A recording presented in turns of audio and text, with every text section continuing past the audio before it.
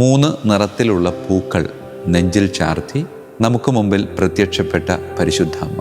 വെളുത്തത് പ്രാർത്ഥന, ചുവന്നത് പരിത്യാഗം, സുവർണ നിറം പാപപരിഹാരം. ഒരു നഴ്സിൻ്റെ മുമ്പിൽ പ്രത്യക്ഷപ്പെട്ട ഒരു ഭാവമാണ് റോസ മിസ്റ്റിക്ക അമ്മയുടെ ഭാവം. ലോകം മുഴുവനിലെ മക്കളോടും ആഹ്വാനം ചെയ്യുന്നത് പുരോഹിതർക്കും സന്യസ്തർക്കും വേണ്ടി പ്രാർത്ഥിക്കണമെന്നാണ് പറയുന്നത്. പ്രിയമുള്ളവരെ, എല്ലാ മാസവും 13-ാം തീയതി പ്രത്യേകമായ പ്രാർത്ഥന നടത്തണമെന്ന് അമ്മ ആവശ്യപ്പെടുകയാണ്. പൗരോഹിത്യത്തിൽ നിന്നും സന്യസ്ത ജീവിതത്തിൽ നിന്നുമൊക്കെ വിട്ടുപോകാൻ സാധ്യതയുള്ള അല്ലെങ്കിൽ വിട്ടുപോയിക്കൊണ്ടിരിക്കുന്ന അനേകം മക്കൾക്കു വേണ്ടി, അനേകം സമർപ്പിതർക്കു വേണ്ടി ലോകം മുഴുവനിലുമുള്ള നിങ്ങൾ പ്രാർത്ഥിക്കണമെന്ന് അമ്മ ഇന്നേ ദിനം നമ്മളോട് ആഹ്വാനം ചെയ്യുകയാണ്. ഈശോ മിശിഹായ്ക്കും സ്തുതിയായിരിക്കട്ടെ. പ്രിയമുള്ളവരെ, ഇന്ന് നാം ചിന്തിക്കുന്നത് റോസ മിസ്റ്റിക്ക മാതാവിനെ പറ്റിയാണ്. റോസ മിസ്റ്റിക്ക മാതാവിനെ നമുക്ക് സുപരിചിതമാണ്. 3 നിറത്തിലുള്ള പൂക്കൾ നെഞ്ചിൽ ചാർത്തി നമുക്ക് മുമ്പിൽ പ്രത്യക്ഷപ്പെട്ട പരിശുദ്ധ അമ്മ. വെളുത്ത നിറം, ചുവന്ന നിറം, സുവർണ നിറം. ഈ 3 നിറങ്ങൾ 3 കാര്യങ്ങളെ അമ്മ നമുക്ക് മുമ്പിൽ പരിചയപ്പെടുത്തുകയാണ്. വെളുത്തത് പ്രാർത്ഥന, ചുവന്നത് പരിത്യാഗം, സുവർണ നിറം പാപപരിഹാരം.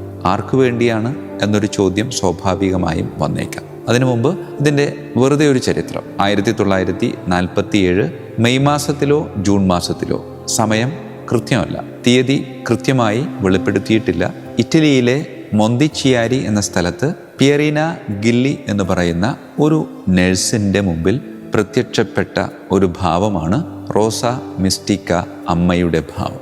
ഈ അമ്മ ഇവളിലൂടെ ലോകം മുഴുവനും വിളിച്ചു പറയുന്നൊരു കാര്യമെന്ന് പറയുന്നത് നന്നായി പ്രാർത്ഥിക്കണം, നന്നായി പരിത്യാഗം അനുഷ്ഠിക്കണം, നന്നായി പാപപരിഹാരം ചെയ്യണം.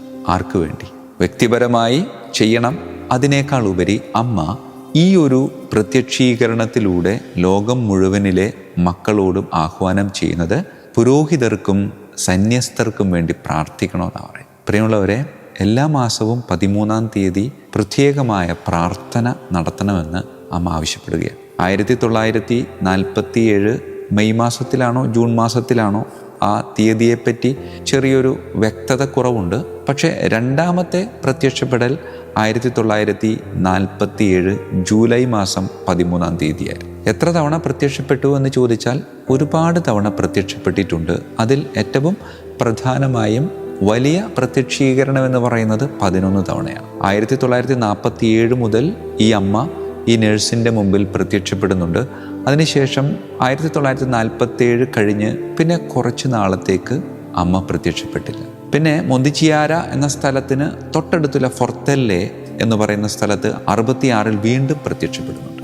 അമ്മ ഈ മകളിലൂടെ ലോകത്തിനോട് വിളിച്ചു പറയാൻ ആഗ്രഹിക്കുന്നൊരു കാര്യമെന്ന് പറയുന്നത് 2 ദിവസങ്ങളെന്ന് പറയുമ്പോൾ എല്ലാ മാസത്തിലെയും 13-ാം തീയതിയും പരിശുദ്ധ അമ്മയുടെ അമലോത്ഭവ തിരുനാളായ ഡിസംബർ 8-ാം തീയതി ഉച്ചയ്ക്ക് 12 മണിക്കും നിങ്ങൾ പ്രത്യേകമായി ലോകം മുഴുവനിലുമുള്ള വൈദികർക്ക് വേണ്ടിയും സന്യസ്തർക്ക് വേണ്ടിയും പ്രാർത്ഥിക്കണമെന്നാണ് പറയുന്നത്.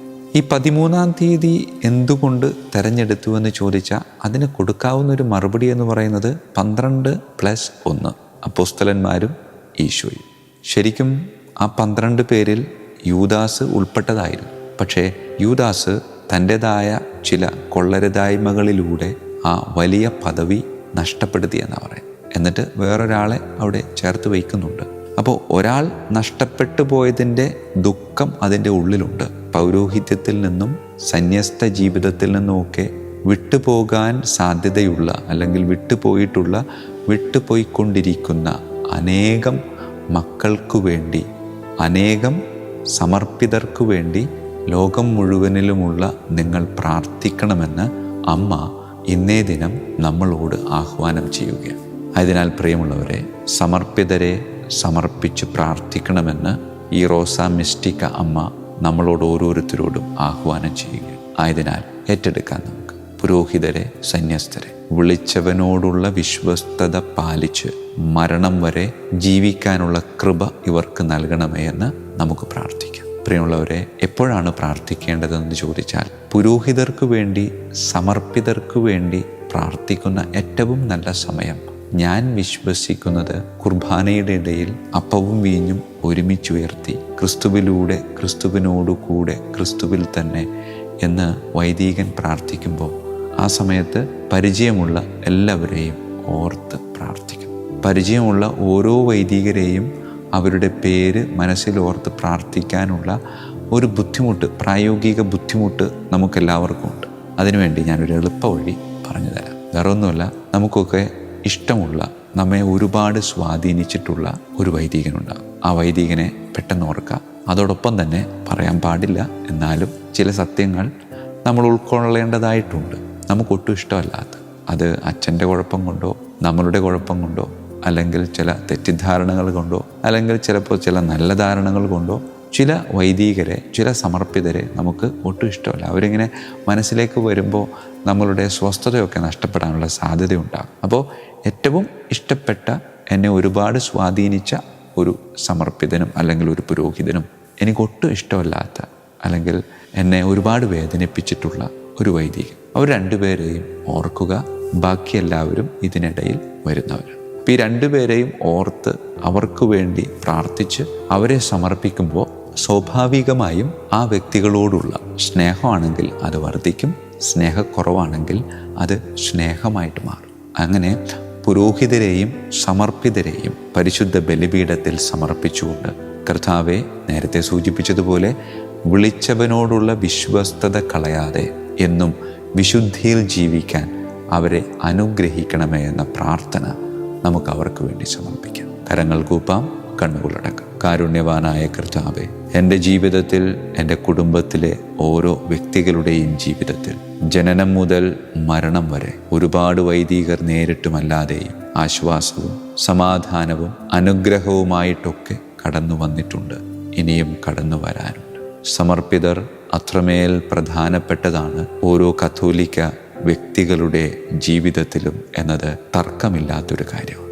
കാരുണ്യവാനായ കർത്താവെ, ഞാനിതാ സമർപ്പിക്കുകയാണ് എൻ്റെ ജീവിതത്തിൽ എന്നെ വലുതായും ചെറുതായും ഒക്കെ സ്വാധീനിച്ചിട്ടുള്ള എല്ലാ വൈദികരെയും, എല്ലാ സമർപ്പിതരെയും. കാരുണ്യവാനായ കർത്താവെ, ഞാൻ എൻ്റെ ജനനം മുതൽ ഇന്ന് ഈ നിമിഷം വരെ കണ്ടുമുട്ടിയിട്ടുള്ള എല്ലാ വൈദികരെയും അങ്ങയുടെ തിരുഹൃദയത്തോട് ചേർത്ത് വയ്ക്കുക.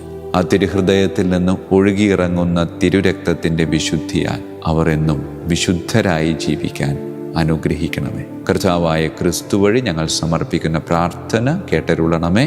ആമേൻ. ഈശോ മിശിഹായ്ക്കും സ്തുതിയായിരിക്കണം.